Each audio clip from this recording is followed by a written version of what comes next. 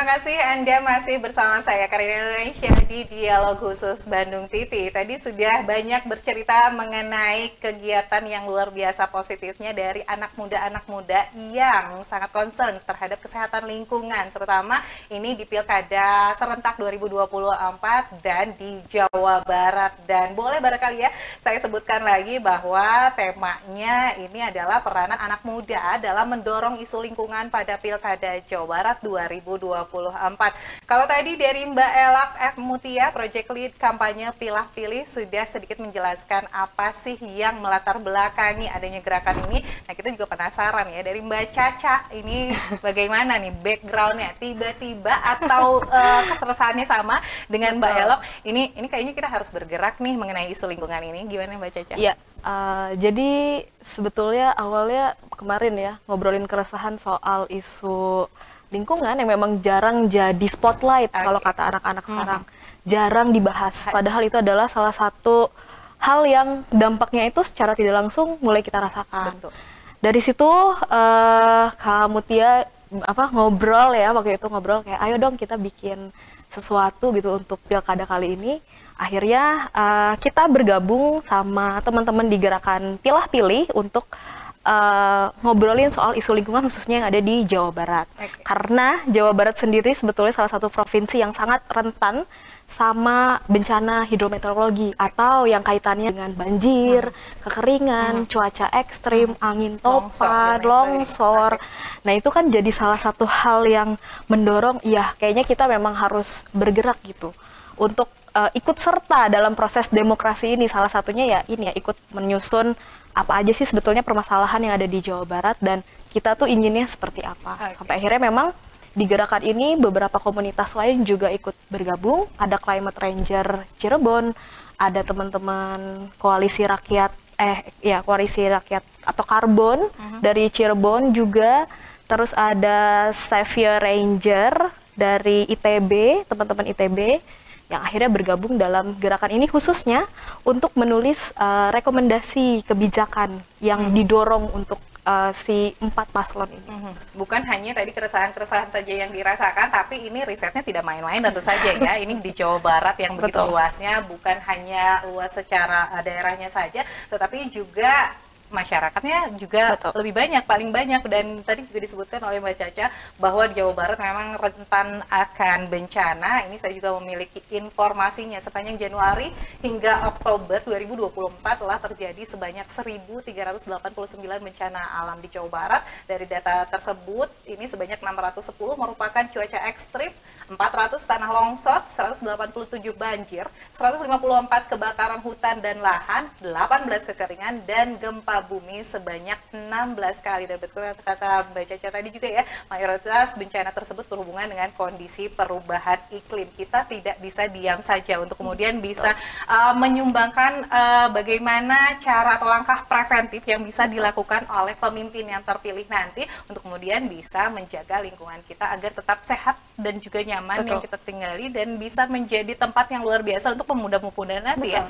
Ini anggotanya banyak berarti.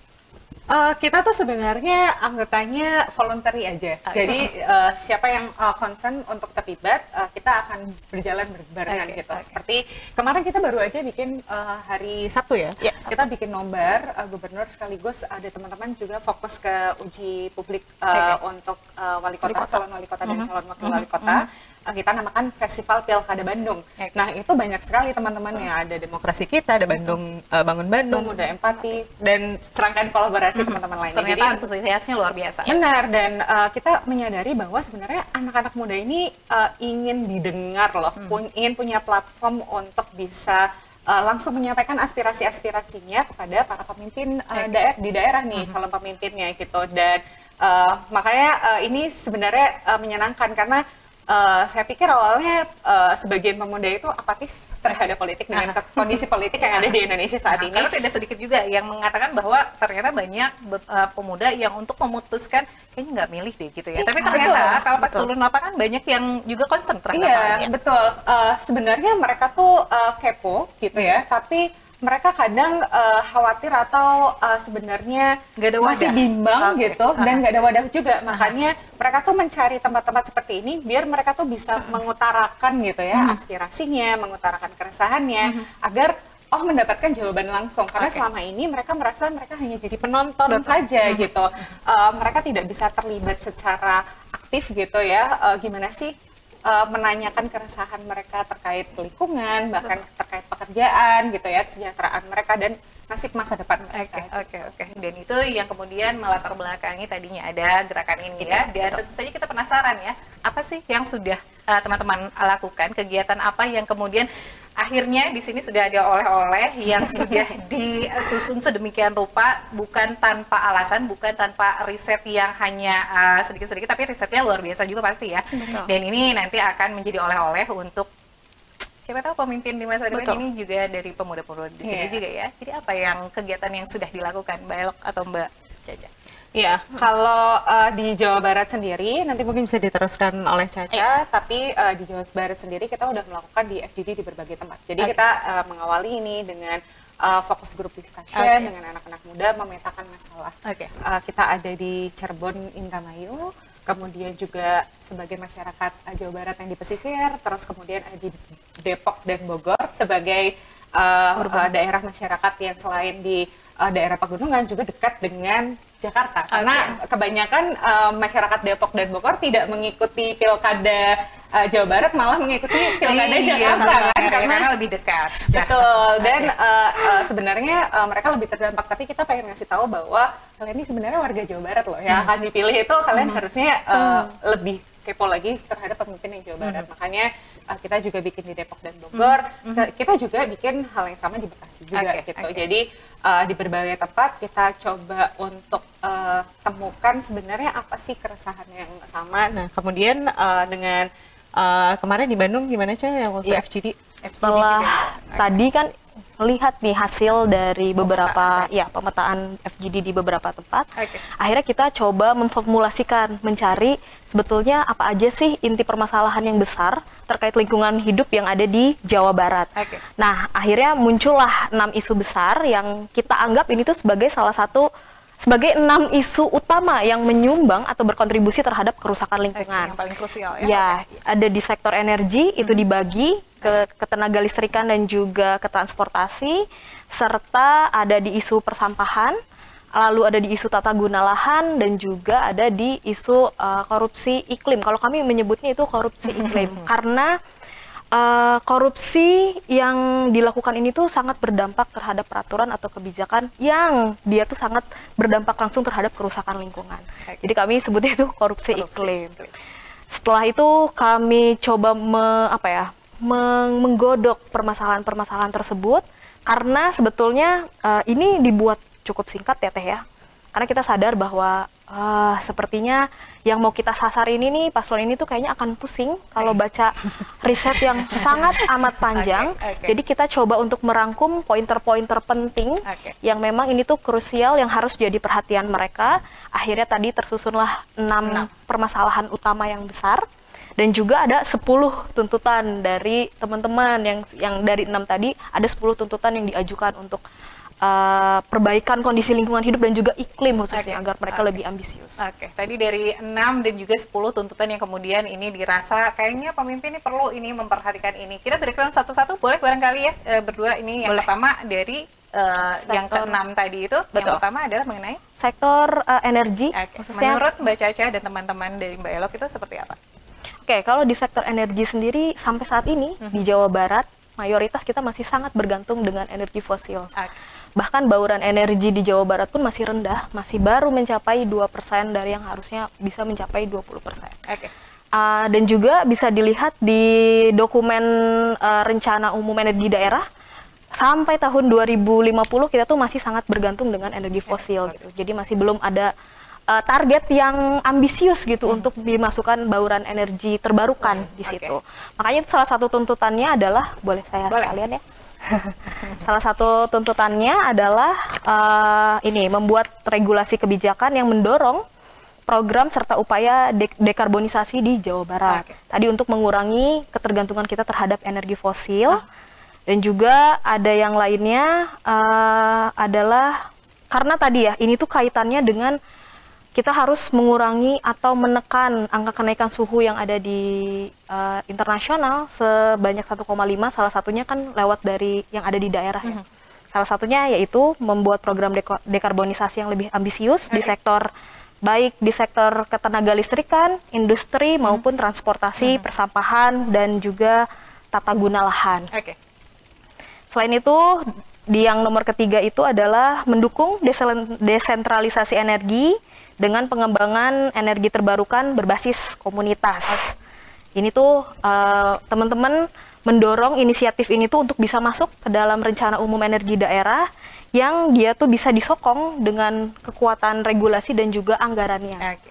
Selain itu di nomor keempat ada juga teman-teman mendorong untuk pengembangan transportasi umum berbasis massal yang ramah lingkungan.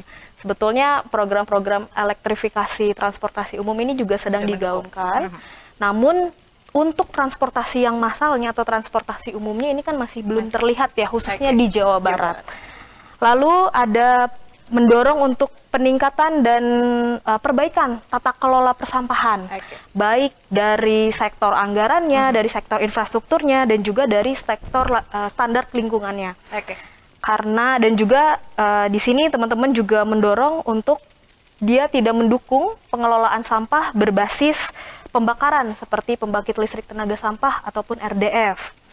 Di nomor 6, teman-teman juga mendorong adanya revisi peraturan daerah Provinsi Jawa Barat nomor 9 tahun 2022 tentang RT/RW Jawa Barat di tahun 2022 sampai 2042. Di nomor selanjutnya ada mendorong kebijakan dan strategi pencapaian target pemenuhan kebutuhan kawasan lindung 45%, karena sampai saat ini Jawa Barat baru mencapai 15%, jadi itu masih jauh dari target. Dengan itu tuh dimasukkan ke dalam rencana pembangunan jangka menengah daerah atau RPJMD. Melalui programnya banyak bisa perluasan, pemulihan, terus juga perlindungan dan pelestarian kawasan lindung. Terus di nomor 8 juga mereka mendesak kebijakan strategi pencapaian target minimal 30% kawasan hutan dari luas DAS dalam RPJMD 5 tahun ke depan. Lalu di yang nomor ke-9 mereka juga karena tadi ya di sektor korupsi ini tuh kan sangat erat kaitannya dengan transparansi terkait izin lingkungan. Jadi mereka mendorong kebijakan dan juga penindakan serta transparansi proses perizinan lingkungan dan pemanfaatan sumber daya alam yang berdampak pada perubahan iklim. Serta yang terakhir, karena juga tadi ada teman-teman di Cirebon, yang memang Cirebon ini salah satu kota kabupaten yang ada dari nasional itu ada program pensiun dini PLTU, makanya mereka di sini meng-highlight ada bauran mendorong untuk mempercepat pensiun dini PLTU untuk mengurangi emisi karbon di Jawa Barat dan juga meningkatkan bauran energi terbarukan di Jawa Barat. Dan poin-poin tadi ini akan diberikan barangkali ya, atau ingin sekali diwujudkan oleh para pemimpin yang terpilih siapapun dari keempat pasangan calon di Jawa Barat. Nah, mungkin ada hal atau ada aksi yang kemudian dilakukan untuk kemudian bisa menyerahkan dari poin-poin tadi ke 4 pasangan calon. Kalau tidak salah ini juga kemarin katanya menggelar nonton bersama. Nah, dari debat Pilkada Jawa Barat yang kedua kemarin itu mungkin sudah terlihat bagaimana, karena ini berkaitan dengan pilah-pilih ini tadi ya, pilih-pilih ini yang bukan hanya memilih calon pemimpin, bukan hanya dari ketenarannya saja, tapi tentu saja kita kenalannya dari visi dan misinya, terutama mengenai isu lingkungan. Nah, bagaimana ya caranya teman-teman di sini menyampaikan poin-poin tadi ke 4 pasangan calon pemimpin di Pilkada 2024 Jabar mendatang? Kami ingin tahu ya, masih kepo, pengen kepo ya. Tapi setelah yang satu ini ya, tetap bersama kami di Dialog Khusus Bandung TV. Kami akan kembali seusai jeda.